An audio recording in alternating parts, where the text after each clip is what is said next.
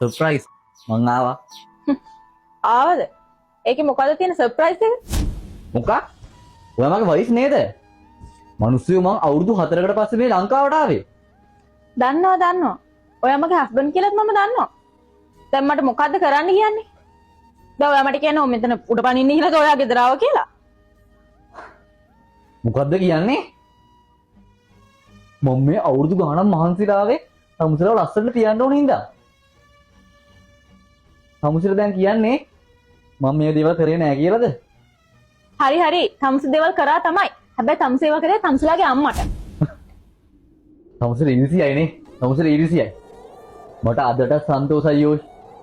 මම මහන්සිලා එකතු කරපු සල්ලි මගේ අම්මට එව්වට පස්සේ බලනකො අපේ අම්ම ලස්සනට ගෙවල් දොරවල් හදලානේ. සමුසලට එව්වා නම් එහෙම සමුසල මේ වෙද්දි වෙන මිනිහෙක් එක්ක ගිහිල්ලා තියෙයි. වෙලාවට මං අම්මට එව්වේ. තමුසු දැන් එහෙමද කියන්නේ? ඉතින් තමුසුට තිබුණානේ අම්මත් එක්ක ඉන්න. තමුසු මොකටද ගෑණියක් ගත්තේ? තමුසු මගේ ජීවිතේම නාස්ති කරා. බොරුවට නිකන් මේ ගියක් අස්තරමාව ගෙනත් දාලා. සමුසලේ මතක නැද්ද අපි ආදරය කරපු කාලේ? මාස ගාණක් හම්බෙන්න නැතුව ලියුම් යව සමුසලේ ඒ කාලේ මතක නෑ නේද?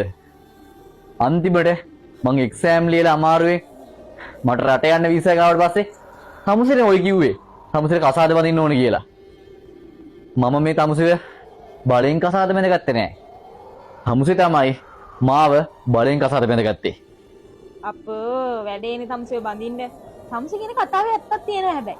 අපේ රාජ් තමුසෙව බැඳේ. තමුසෙ බඳින්න නැති හිටියනම් මං අර ගෙදරට වෙලා යසාගේට ඉන්නවා. මම කරේ මහ මෝඩ වැඩ. තමුසෙම අම්මගේ පදේට නටනවා කියලා දන්නවනම් මම කොහොමද තමුසෙව කසාද බඳින්නේ ආවොයි?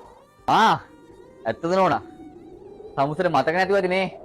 තමුසෙට shopping යන්න ඕනේ කියලා කිව්වහම shopping යන්න කිව්වා. තමුසෙට සැලුන් යන්න ඕනේ කියලා කිව්වහම සැලුන් යන්න කිව්වා. එතකොට කන්න බොන්න මාස ගණන් වලට කන්න බොන්න කෑම කෑල්ල දාලා තිබුණේ ගේ ඇතුළට. මං කොරියාවේ ගිහිල්ලා නැහිලා මේ බලපන් මගේ අත් දෙක හොරකට විතරයි. යකෝ මේ සල්ලි වලින් තමයි මම මේ හැමදේම කරේ.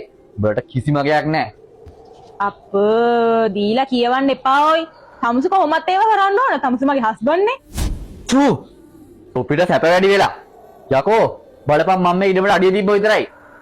උඹේ අඬ වැඩි ආව. අඩිය තිබ්බා? ඉතින් අඩිය තිබ්බ නම් තමුසු ඔතන වෙලා වැල්වට අරන් ගියේ නැතුව ගෙදර ඇතුළට ඇවිල්ලා නාල නිදා ගන්නවා. එහෙම බැයි නම් තමුසු ආපු දිහාවකට යනවා. නෝනා මාත් යාස ඇතිනේ. මං කොහෙ යන්නද ඔයි? මේ තියෙන්නේ මගේ ගෙදර. මෙව්ව හැදුවේ මගේ සල්ලි වලින්. දැන් කෝ අම්මා? අපෝ මට ඒ ගෑනිත් එක්ක ඉන්න බෑ. අන්න ඒ ගෑණි සම්සලා අයලා ගෙදර ගියා. කොද්ද ගෑණි උඹ කිව්වේ? පොරට්ට බැල්ලි. ඔය කාටද කතා කරන්නේ? ගහනවා දැන් කන් වලට පුපුරන්න. බයි මගේ අම්මට ඔහොම කතා කරලා අහුවෙන්න එපා. තමුසු අම්මත් එක්කම ඉන්නවා. මට මේ හැමදේම එපා වෙලා තියෙන්නේ. සෝරි.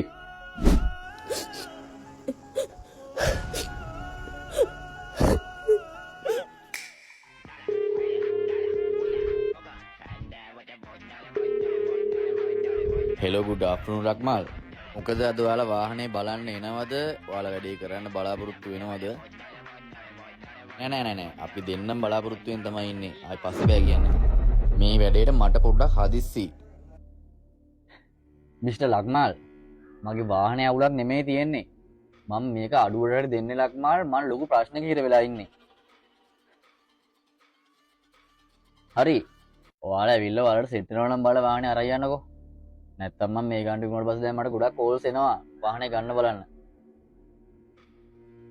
හරි ලක්මාල් හරි. ඔයා එන්න හවසට එන්න.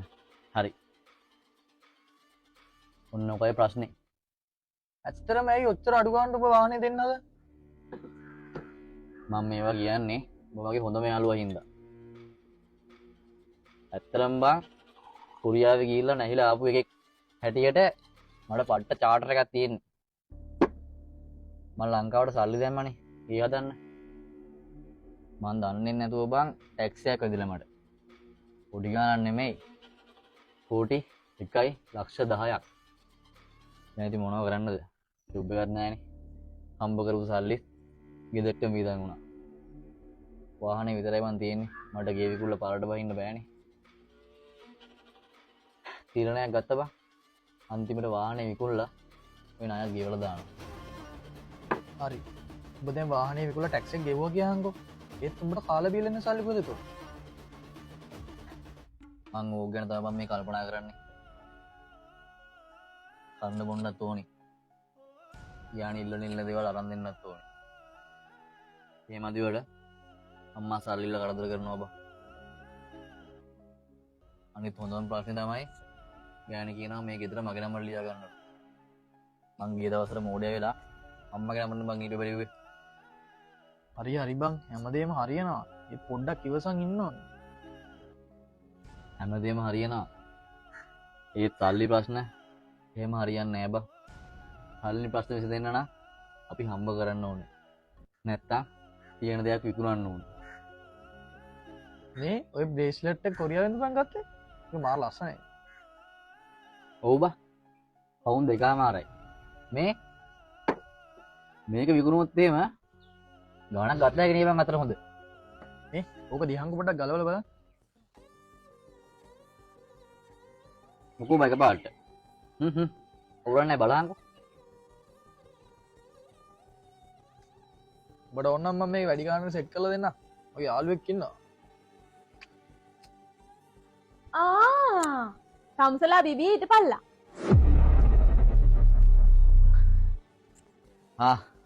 දන්නේ නැද්ද මොකද දවසකින් හොඳට ගන්න. මේ ඉන්නේ මගේ හොඳ යාළුවෙක් ඉස්කෝලේ යන කාලේද. උදිත. මට මොකද ওই කවුරු වුණත් මට තමසගේ යාළුවා අඳුර ගන්න ඕනේ නැහැ. තමසර බොන්න පුළුවන්. ගෙදරට හාල් 3-5 ටිකක් තමයි ගෙනත් දාන්න බැරිනේ. ඔබ කවුද බං මගේ යාළුවට එහෙම කතා කරන්නේ? මචං අවුලක් ගන්න එපා. මේ තමුසි කියලා තමුසි වැඩක් බලා ගන්නවා.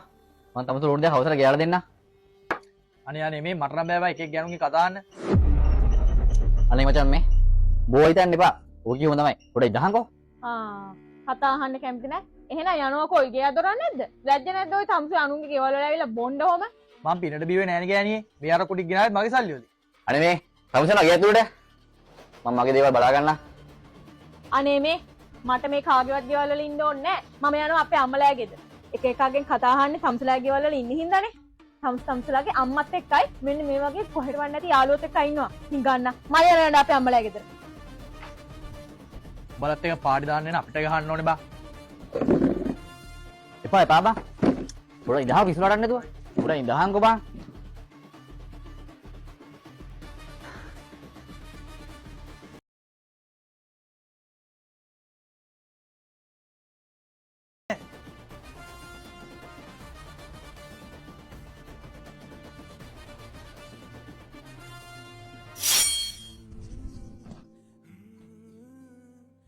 මේ හදිසිය ගෙදර යන්න ඕනේ නෑනේ. ඔය තීරුම් ගන්න කියන දේ. නෑ. තමසලා අම්මත් එක්කම ඉන්නවා. මට තවදුරටත් මේ ගෙදර ඉන්න බෑ. තමසර මං කියන දෙයක් අහන්න බෑනේ. මම ආද ගෙදර යනවා එච්චරයි. මිනිස්සුયો. ඉන්නේ අපේ අම්මා. මම ආයේ මේ ගෙදරට එන්නේ තමසලාගේ අම්මට කියලා මේ ගේ ඉතමයි තමසගේ නමට ලියාගත්ත දවස්. මට මේ අනුන්ගේ ගෙවල් වල ඉන්න එක ගෑනුමු.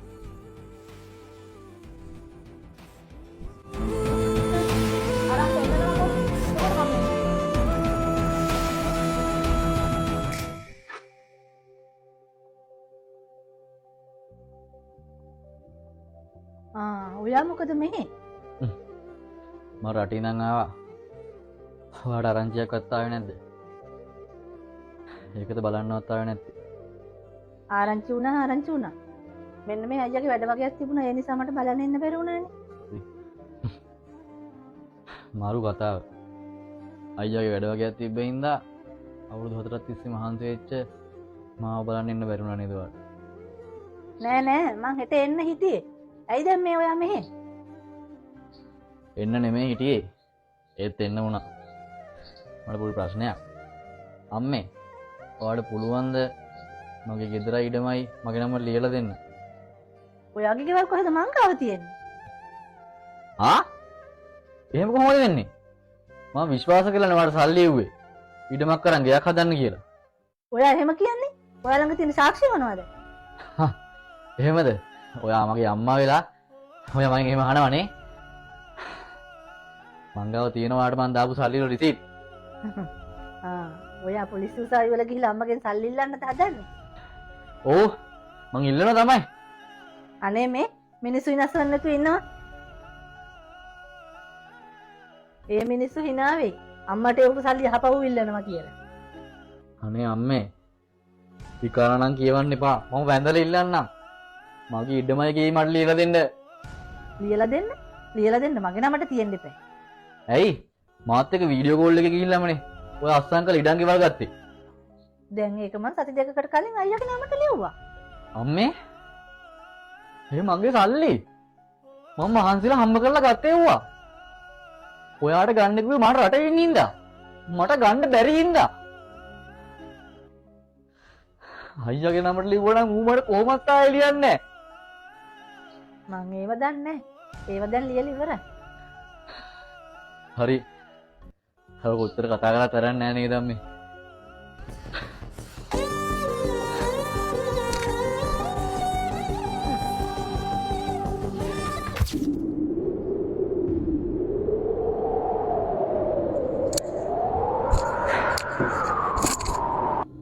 හෙලෝ ගයිස් මගේ මේ ජීවිතේ පළවෙනි වතාවට දාන Facebook live එකේ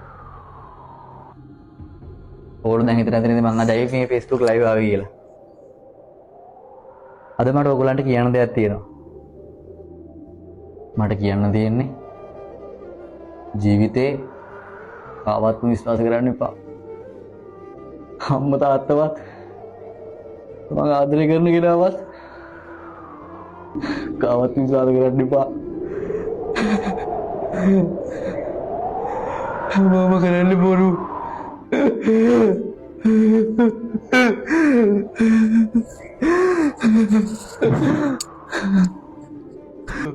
මම කවදාවත් හිතුවේ නෑ මට මේව දෙයක් වෙයි කියලා.